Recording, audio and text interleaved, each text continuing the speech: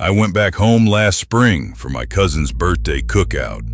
Hadn't been back in about a year. Didn't expect anything unusual. Just family, barbecue, same old stories. First thing my aunt said when I stepped out the truck was, "Where's the baby?" I laughed. Told her she must have me confused with somebody else. She didn't laugh back. She looked past me, into the back seat, like she expected to see something there. "I thought you were bringing her," she said. I told her I didn't have a baby, never have. She just frowned and said, "Well, that's not what you told your mama." I figured it was some kind of joke, but it kept happening. My uncle asked if she was walking yet. My cousin said she had my eyes. Even my little sister said, "You didn't bring her?" I wanted to see her.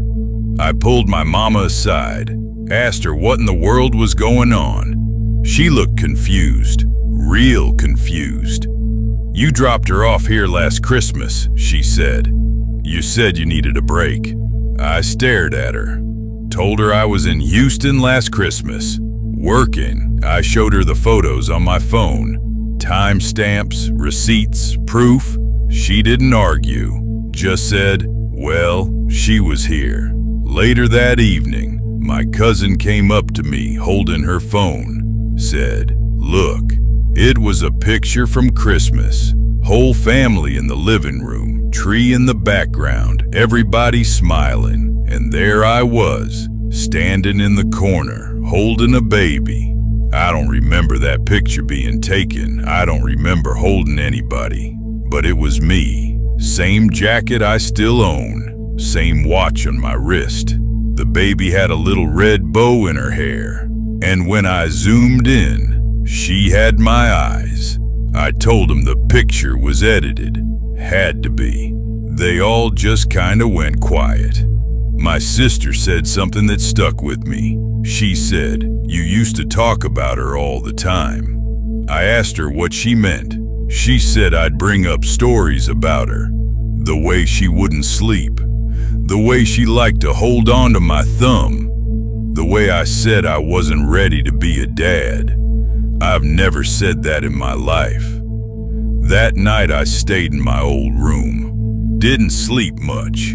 Around 2 in the morning I heard something in the hallway.